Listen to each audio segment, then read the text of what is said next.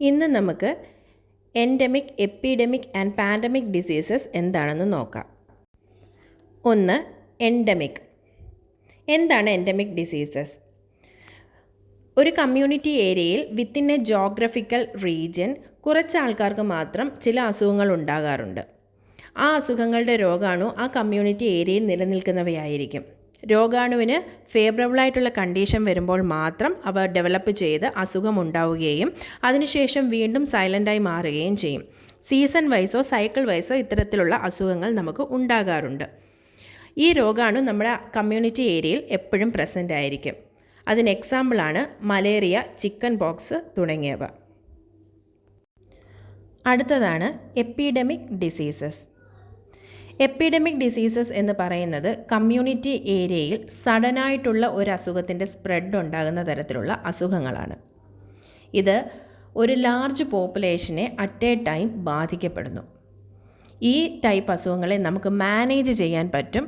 But അതിനു വേണ്ടിയിട്ട് നമ്മൾ ഏർലി ഡയഗ്നോസിസും അതിനു വേണ്ടുന്ന പ്രിവെൻഷനായിട്ടുള്ള കാര്യങ്ങളും ചെയ്തിരിക്കണം. ഇത്തരം അസുഖങ്ങളെ നേരത്തെ കണ്ടെത്തിയാൽ അവയെ നമുക്ക് പൂർണ്ണമായിട്ടും കൺട്രോൾ ചെയ്യാൻ പറ്റുന്നതാണ്. ഇതിന് എക്സാമ്പിളാണ് യെല്ലോ ഫീവർ, സ്മാൾ പോക്സ് തുടങ്ങിയവ.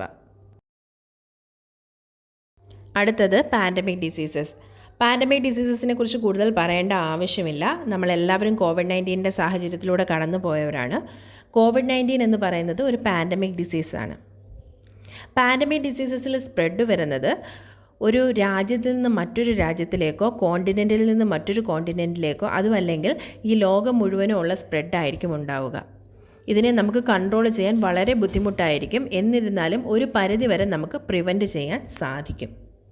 ഇത്തരത്തിലുള്ള പാൻഡമിക് ഡിസീസസിന് എക്സാമ്പിളുകൾ പലതരമുണ്ട്. അതിലൊന്ന് കോവിഡ്-19 ആണ്.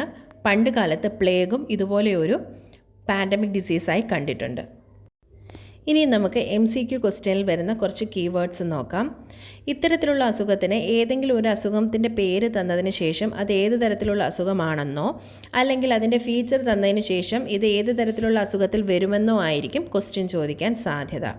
ഒരു ഡിഫൈൻഡ് ജോഗ്രഫിക്കൽ ഏരിയ എന്ന് പറഞ്ഞിരുന്നാൽ അത് എൻഡമിക് ഡിസീസസും സഡൻ സ്പ്രെഡ് എന്ന് പറഞ്ഞാൽ അത് എപ്പിഡമിക് ഡിസീസസിലുമായിരിക്കും വരിക. എന്നിരുന്നാലും വൈഡ് സ്പ്രെഡിങ്, പെട്ടെന്നുള്ള സ്പ്രെഡിങ് ഒരു രാജ്യത്തിൽ നിന്ന് മറ്റൊരു രാജ്യത്തിലേക്കോ കോണ്ടിനെൻറ്റിൽ നിന്ന് മറ്റൊരു കോണ്ടിനെൻറ്റിലേക്കോ ആണ് എന്നുണ്ടെങ്കിൽ അത് പാൻഡമിക് ഡിസീസസിലാവും വരിക. അതിനോടൊപ്പം തന്നെ ഇത്തരത്തിലുള്ള ഡിസീസസിൻ്റെ എക്സാമ്പിളും പഠിച്ചിരിക്കണം. Thank you for watching my video.